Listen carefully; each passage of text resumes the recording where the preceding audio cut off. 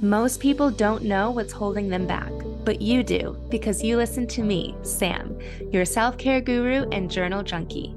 Welcome to Journal Entries, your safe place where you can tune in weekly to get tips, tricks, and journal prompts to uncover your feelings, gain clarity, and make your move. Hello, hello, hello. I hope that you are having a wonderful week so far. I journal very differently than what I assume most people journal as, but also and mostly differently than what I used to journal, because I technically have been journaling for many years. I remember gosh, like 2015 or 2016. Maybe even before that, but let's just settle with then, is when I remember creating a consistent habit out of journaling. And I don't mean consistent as in daily. Consistent is just anything that you do in a pattern, right? So consistent might mean once a week. For me, it was about 4 to 5 days a week. But what journaling looked like for me back then was mostly gratitude and affirmations. What it looks like for me now is a way for me to explore who I am in self-discovery and relief of big emotions and gosh, so much clarity and understanding and inspiration and motivation. It just feels like a completely separate practice than what I used to do.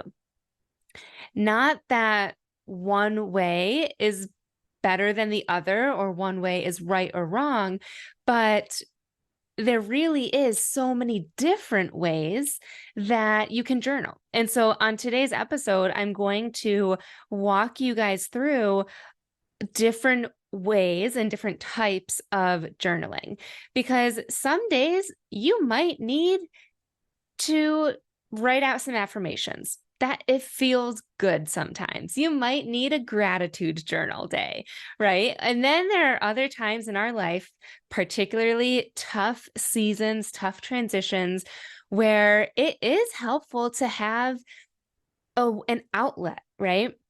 Some prompts and a way to process what's going on and have the clarity to go forward. So I'm going to walk you through the different types of journaling and give you prompts for each one. So my goal for you is that you can identify which one feels best and then use the prompts for it. And I will be putting all the different types. Let's see, I have 1, 2, 3, 4, 5. I have 5 different types for you, and I'll be putting those plus the journal prompts in the show notes. So come back to this when you have like 10 minutes, let's say, to go through the prompts of your choosing. The first type of journaling is setting intentions for the day or affirmations, pretty much one and the same. Intentions or affirmations are phrases that you can use to set the tone for the day and kind of visualize. It's not necessarily planning your day. It's more so envisioning how you want to feel throughout your day and how you want your day to go, right? So 2 journal prompts that I like for affirmations and setting the intentions in the morning. Number 1, what emotions do I want to feel today? Number 2, where should I focus my time today? I should have started. A lot of the prompts that I'm going to give you today are a lot more than just, I am blank, or I am earning a lot of money, right? Like, my affirmations used to be that. It would be like, I am statements, which are also good. But if you wanted to journal on a deeper level and also do affirmations, that's what I would recommend. What emotions do I want to feel today? And then also, where should I focus my time today? Each one of these is like a can of worms that in my private client sessions, we just go deep and open up all of them and go into all of them. But I'll just give you about 2 for each one. The second type of journaling is to decompress after a long day. Another way that I like to say this is brain dumping. So this is basically decompressing. Maybe it's after work or just after a stressful day, parenting, and it allows us to get thoughts out of our head so that we can be more centered and operating from a more neutral place. And also, especially if you do this right before bed, it can help you sleep better. So if you're looking to decompress and to brain dump, my 2 prompts for you today are: 1, what did I accomplish today? This is what I call my accomplishment list. And I want you to write as many things as possible, including things like I showered, I walked the dog, I cooked a meal. And then, of course, things at work, like maybe you pulled a report or gave a presentation, all of the things, all the things. What did you accomplish today? 2 is who helped you or made you feel happy today. That always will make you feel good and supported. So I like doing that one for decompressing. Another way that I like to decompress, which isn't necessarily a journal prompt, is just writing out everything that's on your brain.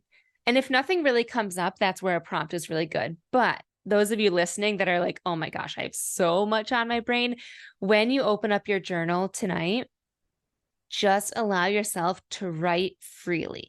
You can write bullet points and have a list, and then you can start writing paragraphs because one of the list items made you feel a certain way and you wanted to tap into that, and then it made you think about an idea that you wanted to doodle about, right? Just like get it all out onto paper. So that's another way that you could go about that. The third way to journal is to narrow in on your goals. They say that writing down your goals make us 42% more likely to actually achieve them. But I want to add in, it might make us 42% more likely to achieve them unless we're going after the wrong goals. So my prompts for those of you that want to set goals or reassess your goals. Number 1, what does success mean to me? Or what does success look like for me now? Honoring the different person that you are now than you were a year ago or 5 years ago or 10 years ago, the different season of life you're in, the different, everything that's different about you and your life now. So given that, what does success feel like for you? How would you know you're successful? Journal prompt number 2, who has achieved this goal already? And how can they inspire you or help guide you? So who in your life is kind of like your role model in this in this within this goal that you're thinking of, or this lifestyle that you're thinking of? Who is it that you can look up to and as inspiration, or that you can reach out to and say, hey, how did you get here? Or what are the steps that you took? And I do have a third prompt for this one for goal setting. What changes will this goal require you to make? You guys know that I love using journaling to create action, to tell me what to do next. So this is where, after setting the goal and it's aligned with how we want to feel, we can think, well, what habits do I have to have so that I can, achieve that goal? Maybe it's waking up earlier or going to bed later, or it's waking up later and going to bed later. And it's just being more intentional with what we do with our time. There's a million things. So for you, what are those changes? The next type of journaling is gratitude. You all know this. Expressing gratitude is one of the quickest and easiest and most popular journaling practices. It makes us feel good. It promotes optimism. It just makes you, it's definitely one of those things where you look on the bright side, right? And people often turn to gratitude if they are feeling not on the bright side, if they're feeling like they are going through a challenge or a failure, something like that. And so people who journal about gratitude come to this realization typically of there's just so much to be grateful for. They're in a better spot than they thought that they were in their down state. And, there is a sunny side. There's a brighter side. The grass is greener where they are. So I typically don't like the what are 3 things you're grateful for? It's fine and dandy if you want to do that, but it's just kind of hard for me to just pick something out of thin air, pick 3 things, let alone out of thin air. So my prompts for you first is, what is the best thing that happened to me today? And second, congratulations to me for blank, and fill it in. And remember, back to our accomplishment list. This could be anything. Congratulations to me for waking up early and eating a healthy breakfast before going into work. Congratulations to me for doing everything that I needed to do today, plus driving my kids all around town to their different sporting events and getting dinner on the table by 9 p.m. Congratulations to me for doing this presentation at work and getting a standing ovation, whatever it is. What will take your gratitude to the next level is visualization. This is something that I love to do with my private clients, but you can do this on your own, and you can do it as often as you want. You can do it every day or every once in a blue moon. But what this does is it allows you to experience the gratitude. It allows you to take a grateful moment that you have and relive it, make it that much more special. So a gratitude moment that I often go back to is when I often go to, but this one particular time I went to the farmer's market with my mom. And it was when I was living in my hometown, but not now. I lived here a few years ago and then I moved away. So it was during that first stint of moving here.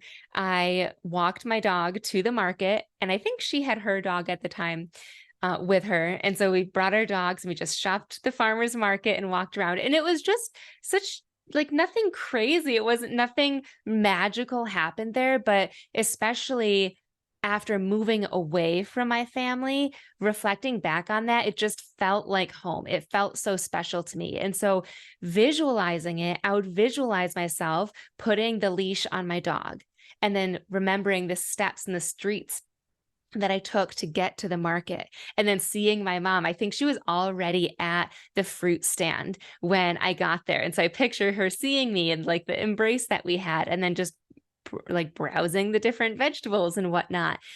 And that experience with my eyes closed and just in this peaceful state feels so good. And it takes me from whatever is going on in my day-to-day life, most likely chaos and overwhelm or stress, having a moment of gratitude like that, no matter how simple it is, again, it just makes you feel grateful for all that you have and optimistic that, your life isn't that bad and things will get better. So that's a very quick way to explain how I do my visualization process. The final way of journaling that I'm most excited to share with you, so I hope that you are still with me, is journaling for clarity. When we journal, we move through ideas and thoughts and beliefs that is often really hard to express verbally. And sometimes, if you're like me, we don't even understand it yet. We don't even know what it is that we're feeling, right? And so journaling, especially the act of writing pen to paper and slowing down, allows us to clarify those thoughts. that are in our brain and understand them. And it also helps give us the stability and what's the word I'm trying to think of? Validation. It gives us validation of whatever we are thinking or feeling and the stability of what we want and the hope and sometimes even action items to keep going. It's incredible. This is what I coach my private clients through. This is what all of my resources, freebies as well. This is what it's all geared towards, is for clarity and just allowing you to let go of what's been holding you back so that you can see more clearly and actually obtain that vision and that version of you in your life. So for journal prompts, I often go to ones that are like why or when. For clarity, if you want to journal for clarity, I want you to first think, what is it in your life that you need clarity on? Is it in a relationship? Is it at work? Is it within family? And then it'll be easier to apply these two prompts to your situation because they're pretty broad and generic. The first one is, why did that situation or why did that person make me feel this way? And this doesn't have to be a huge argument that happened. Sometimes I'll be watching Virgin River because they always have like emotional things go on. It is definitely a drama TV show if you've never seen it. And this most recent season, I guess I'm in a different season of life now, but I binged the first 4 seasons all at once.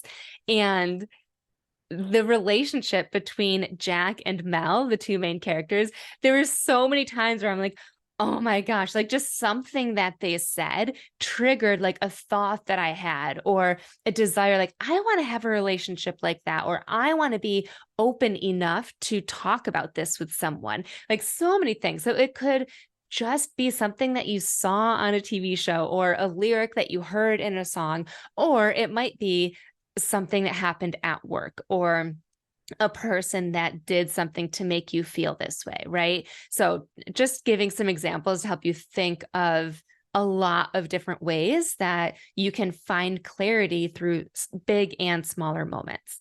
So why? Why did that situation make you feel X way, whatever feeling it is that you're feeling? Another prompt, when was the first time that you felt this way? This is really good to just reflect back, to get to know yourself a little bit more. And with this one in particular, you'll get to see, is this a new feeling? Is this a pattern or a behavior? Like you always feel this way when this happens? Is it this something, a feeling that you not enjoy, but are able to work through? Or is this detrimental and it's hurting you and we need to work through this so that you don't feel this way again?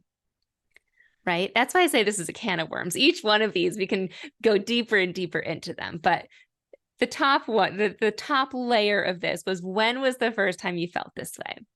And the third one, what would my perfect day look like?